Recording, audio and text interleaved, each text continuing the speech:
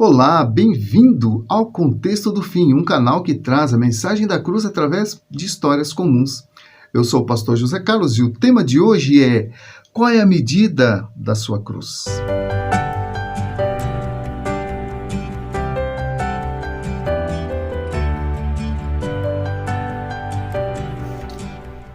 Certo grupo de peregrinos decidiu encarar uma longa jornada rumo ao paraíso.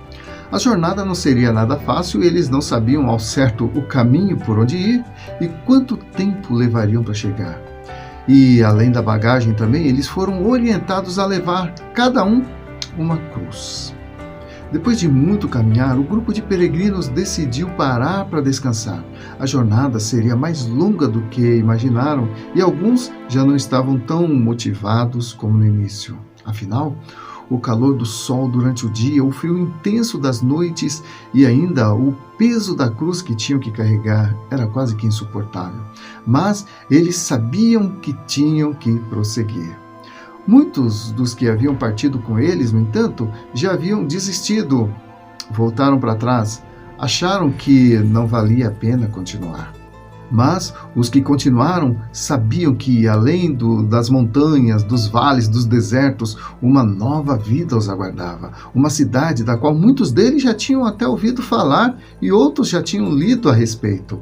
E todas as vezes que paravam para descansar, eles meditavam no livro sagrado que falava a respeito dessa cidade e assim eram por ele confortados. Esse livro falava também de uma cruz que cada um tinha que carregar, e embora não entendessem direito o seu significado, isso lhes dava muita força e motivação para prosseguir. Tendo se recuperado do cansaço, o grupo de peregrinos, então, tomando novamente cada um a sua bagagem e a sua cruz, se pôs a caminhar. Algum tempo depois, o cansaço novamente os fez parar. A essa altura, alguns já estavam impacientes e começaram a murmurar. Um deles, chamado João Murmúrio, cujo sobrenome tinha muito a ver com suas atitudes, perguntou asperamente: por que temos que carregar essa cruz o tempo todo? Precisamos carregá-la, pois poderemos precisar dela mais adiante, respondeu calmamente Marcos Fiel. Temos que perseverar, completou Paulo Paciência. Em breve estaremos lá e então veremos o quanto valeu a pena todo esse sacrifício. Paulo Paciência era um daqueles que sempre procurava encorajar o grupo com palavras de fé e de esperança. Mas Pedro Pouca Fé já não estava tão animado como no início. As murmurações de João Murmúrio o desestimularam e por isso, toda vez que o grupo parava para descansar, sem que ninguém percebesse, ele cerrava um pedaço da sua cruz, tornando-a mais leve. Mas Mário Reparador percebeu. A cruz de Pedro Pouca Fé estava menor e mais leve, e então começou a criticá-lo. Mas depois acabou fazendo o mesmo. Afinal, para que carregar uma cruz tão pesada sem um objetivo claro?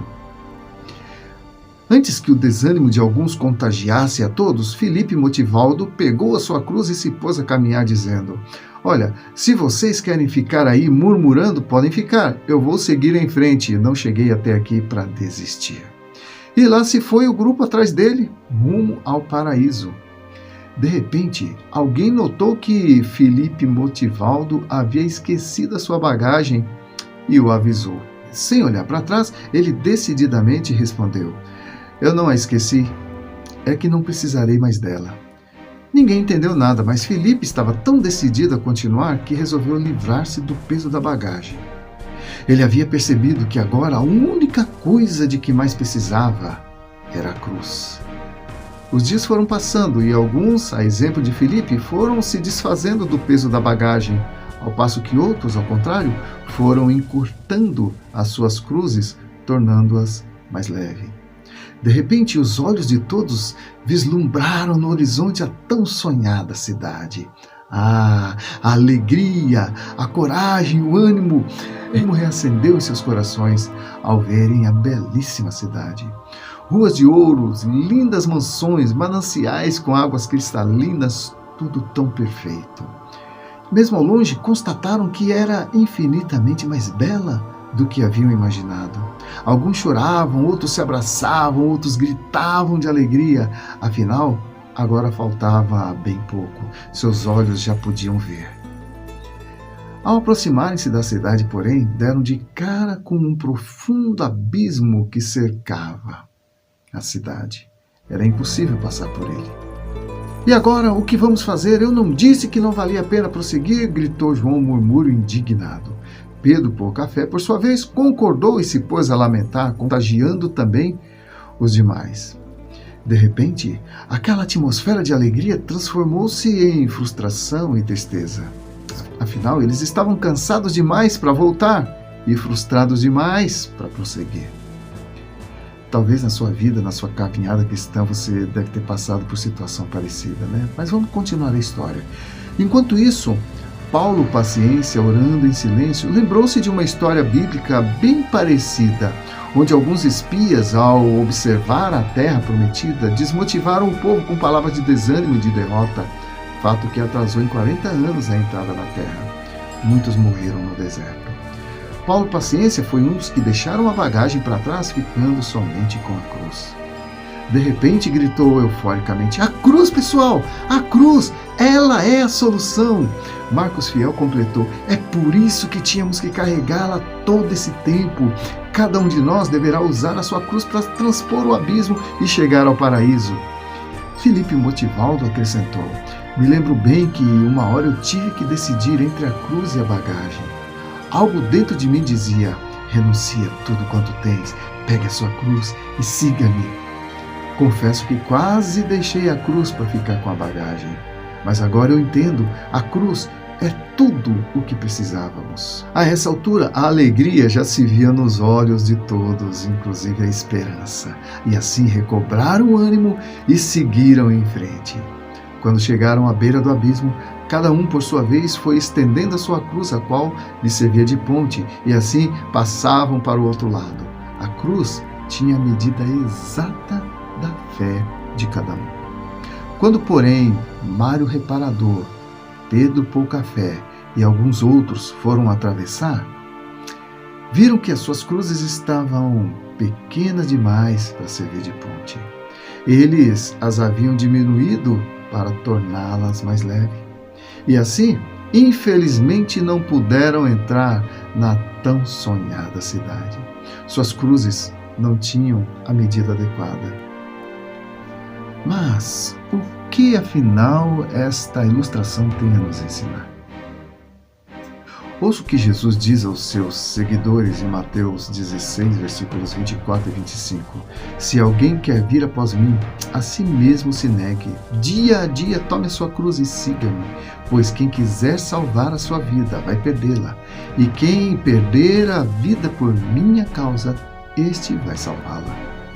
Jesus nos mostra o caminho e nos propõe uma importante escolha.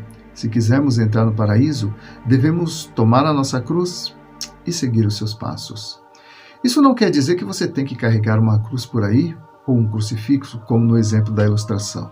Essa ilustração foi apenas uma maneira mais clara de mostrar para você uma realidade espiritual. Mas o que Jesus quer de nós? Que nós renunciemos o fardo do pecado, a bagagem do orgulho, a bagagem da soberba, do egoísmo e reconhecer que foi numa cruz que Ele morreu por mim e por você, pelos nossos pecados, para que hoje nós pudéssemos ter uma nova vida e no futuro a vida eterna no paraíso junto com Ele. Certa vez Ele disse aos discípulos: não se turbe o vosso coração. Crede em Deus, crede também em mim. Na casa de meu Pai há muitas moradas. Se assim não fosse, eu vos teria dito: vou preparar-vos lugar, e quando for e vos preparar lugar, voltarei e vos receberei para mim mesmo, para que onde eu estiver, estejais vós também. De fato, não é fácil carregar a cruz, e é por isso que muitos desistem no meio do caminho ou tentam diminuir o seu peso, flertando com o pecado, comprometendo assim a sua identidade cristã. Os personagens dessa ilustração representam os tipos de cristão em sua jornada rumo à eternidade. E agora eu lhe faço outra pergunta. Com qual dos personagens dessa ilustração você se identifica? Com Marcos Fiel, aquele que mantinha sua fidelidade mesmo em tempo de crise? Com Paulo paciência, aquele que era paciente nos tempos em que poderia perdê-la? Ou Pedro pouca fé, que por muito pouco a sua fé se esvaía e ele murmurava juntamente com João Murmúrio? Ou com Felipe Motivaldo, aquele que era um motivador do grupo? Com qual deles você se identifica? Ouça novamente a história e reflita, amém? E se você achou esse vídeo interessante, se esse vídeo te edificou, compartilhe, dê um joinha, comente, e se você ainda não é inscrito no canal, se inscreva, ative o sininho das notificações, amém? E nos vemos no nosso próximo vídeo. Deus te abençoe e muito obrigado por estar aqui no meu canal.